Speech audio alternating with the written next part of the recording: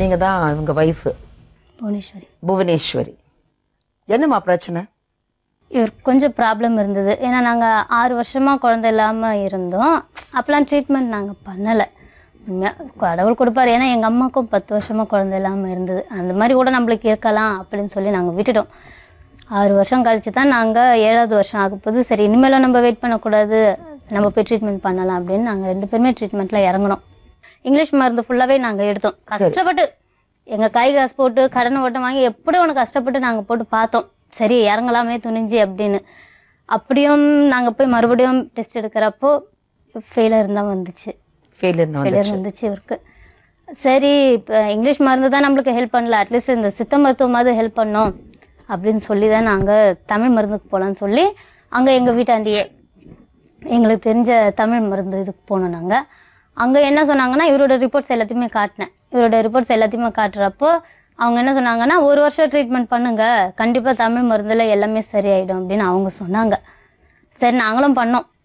நாங்களும் பண்ணிவிட்டு திருப்பியும் நாங்கள் லாஸ்ட் டெஸ்ட்டு எடுக்கிறதுக்கு போகிறோம். அப்போது எனக்கு தான் க்யூர் ஆச்சு, இவருக்கு அப்படியே தான் இருக்குது, என்னென்ன இல்லைன்னு வந்ததோ அதெல்லாமே அப்படியே தான் இருக்குது. அதனால் ரொம்ப கஷ்டம். முடிஞ்சால் ஒரு குழந்தைய கூட தத்து எடுத்துக்க எபின்னு தாங்க தெரியும் அங்கே எல்லாருக்கும். முடிஞ்சால் ஒரு குழந்தைய கூட தத்து எடுத்துக்க எபி அப்படின்னு சொல்லிட்டாங்க. விட்டுட்டோம். இவரே சொன்னார், இவர் பாய்சன் வாங்கி வச்சிருந்தார், ஏதோ ஒரு மருந்து பாக்கெட் வாங்கி வச்சிருந்தார். எபி எனக்கு அந்த ரிப்போர்ட்ஸ் எல்லாம் பார்க்குறப்போ செத்தனும் போல இருக்குது அப்படின்னு.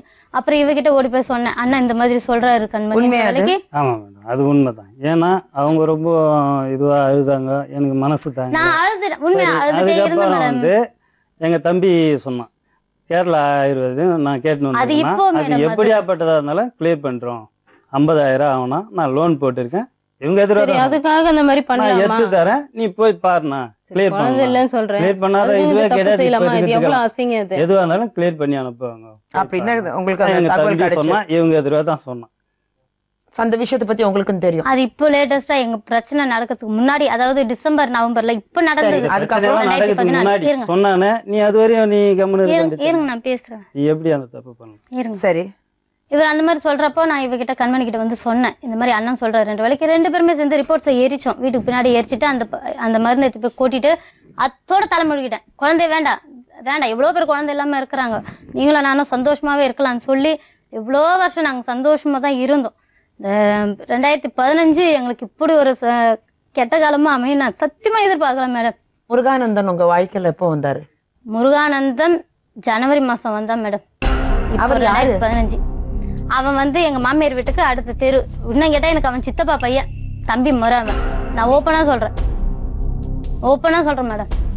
அதோட கேட்டேன் நானு, நீ தம்பிக்காரனை இந்த மாதிரி பண்றியான்னு சொல்லிட்டு எனக்கு கேட்டேன். எனக்கு கொஞ்சம் பேச விட சொல்லுங்க. அதே மாதிரி நான் உங்ககிட்ட ஒரு ரிக்வெஸ்ட் கேட்டுக்கிறேன், என்னையும் இவரையும் கொஞ்சம் தனியா பேச விடுங்க.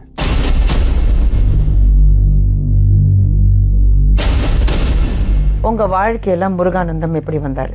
அவன் வந்து 2013 வந்து லோன் கேட்டான். ஏன்னா எங்க ஊர்ல வந்து வார லோன் கட்டுறது எடுத்து கொடுத்துருந்தாங்க. அப்போ நான் எதுவுமே லோன் எடுக்கல. அவன் வந்து எங்க சின்ன மாமியார் கிட்ட சொல்லி அனுப்புனான், இந்த மாதிரி அக்கா யாராவது லோன் எடுக்கலன்னா எனக்கு எடுத்து கொடுக்க சொல்லுங்க, அர்ஜென்ட்டா எனக்கு வேணும் அப்படின்னு சொல்லி. சரி நானும் தம்பி தானே, நம்ம இதுவா தானே கேட்கறான், அதனால நம்ம எடுத்து தரலாம் நம்ம பேர்ல. அவன் கட்டிக்கிட்டோம் மேடம், அதெல்லாம் எடுத்து தராத, நாளைக்கு பிரச்சனை வரும்ட்டு நான் திட்டினேன். அவன் தானே கட்ட போறான், உனக்கு என்ன எடுத்து கொடுத்தான். அதே மாதிரி அவனும் ரெகுலரா கரெக்டா கட்டிட்டு வந்துட்டான். ஒரு லோன் முடிஞ்சிச்சு. செகண்ட் லோன் தரப்பவும் கேட்டான், இந்த மாதிரி வண்டி, அவங்க வண்டி இந்த டிராக்டர் லாரி இதெல்லாம் வந்து செங்கல் மணல் சப்ளை பண்றவங்க, அதனால எனக்கு வண்டிக்கு வேணும் காசு அப்படின்னு சொன்னதால தான் நானு 10,000 ரூபாய் எடுத்து கொடுத்தேன். 10,000 ரூபாய் எடுத்து கொடுத்ததுல நானு, எங்க வீட்டுக்கார், எங்க நாத்தனார் வீட்டுக்கார், கண்மணி 4 பேர் போனோம் ஆவடிக்கு. லோன் வாங்கிட்டு வந்து இல்ல செகண்ட் லோன் வந்து இது ஆவடியில ஒரு ஹோட்டல்ல சாப்பிட்ட ஞாபகம் இருக்குங்களா? செகண்ட் லோன் ராஜனை கூப்பிட்டு கேளுங்க. செகண்ட் லோன் மேம் அது கரெக்டா அதுவும் கட்டிட்டு தான் வந்தான். இது இடையில இவர் வந்து வேற ஒரு வண்டியில வேலை செஞ்சிருந்தார், அந்த வண்டியில வேலை இல்லை. அதுக்கப்புறம் தான் அவங்களோட வண்டியில போய் இவர் வேலை செஞ்சிருந்தார். அப்போ வீட்டுக்கெல்லாம் வருவான் போவான், சகஜமா எப்பவும் தான் நாங்க பேசுவோமே, எங்களுக்குள்ள தப்பான இதுவே இருந்தது கிடையாது. சந்தேகம் கிடையாது. ஏன்னா இது தம்பி முறை தானே, தம்பி முறை, நம்ம எப்படி சந்தேகப்பட முடியும்?